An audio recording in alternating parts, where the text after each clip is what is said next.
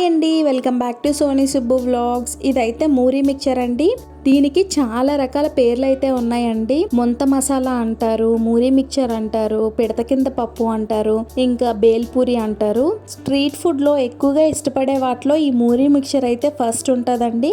ఇంకా మనం రెసిపీలోకి అయితే వెళ్ళిపోదాము. దానికి కావాల్సినవి ఏంటంటే ఒక 2 టమాటోలు, ఒక ఉల్లిపాయ, కొంచెం కొత్తిమీర, నిమ్మరసం, మూరీలు. మీ దగ్గర ఏదైనా మిక్చర్ ఉంటే ఆ మిక్చర్ని అయితే పెట్టుకోండి. ఎక్కువగా కార్న్ఫ్లెక్స్ మిక్చర్ అయితే చాలా బాగుంటుందండి.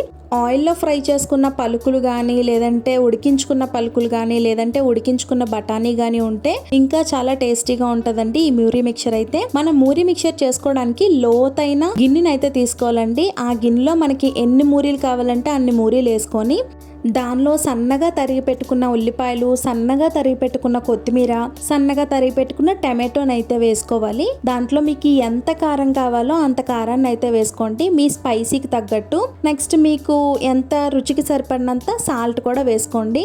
దానిలో ఏదైతే మనం పిక్కలు తీసుకొని నిమ్మకాయ పిండుకొని పెట్టుకున్నామో ఆ నిమ్మ రసాన్ని కూడా వేసేసి, ఒకవేళ మీ దగ్గర ఉంటే టమాటో బజ్జీ కానీ, లేదంటే మిరపకాయ బజ్జీ కానీ, లేదంటే మెత్తని పకోడీ కానీ చిన్న చిన్న పీసెస్గా అయితే కట్ చేసుకొని అందులో వేసుకోండి. చాలా టేస్టీగా ఉంటుంది అనమాట.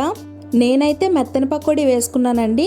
ఒకవేళ మీ దగ్గర ఉడికించుకున్న పలుకులు కానీ, ఉడికించుకున్న పచ్చి బఠానీ కానీ ఉంటే ఇప్పుడే వేసేసుకోండి. ఇవన్నీ వేసుకున్నాక మనకి ఎంత వీలైతే అంతసేపు అయితే కలుపుకోవాలన్నమాట.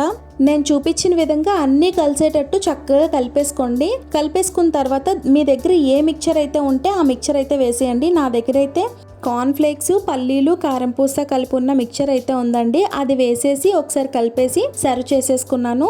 ఇంకా వీడియోని చూస్తూ లైక్ చేయకపోతే please to like, share and subscribe. మీలో ఎంతమందికి మూరీ మిక్చర్ అంటే ఇష్టమో కమెంట్ బాక్స్లో కమెంట్ చేయండి. యాక్చువల్గా రోడ్ సైడ్ దొరికే మూరీ మిక్చర్లో అయితే మధ్యలో కుండ పెట్టి ఆ కుండలో ఏదో హీట్ పెడతారు. హీట్ చుట్టూ మూరీలు అయితే వేస్తారండి. ఆ వేడికి అయితే మనకి మూరీలు క్రిస్పీగా ఉంటాయి అనమాట. మనం మూరీ మిక్చర్ చేసుకునేటప్పుడు ఒకవేళ కావాలంటే దల్సర్ పెనం స్టవ్ మీద పెట్టుకొని హీట్ చేసుకోవాలండి. సిమ్ లో పెట్టుకొని మూరీలను అయితే హీట్ చేసుకుంటే చాలా బాగుంటది క్రిస్పీగా. బాయ్.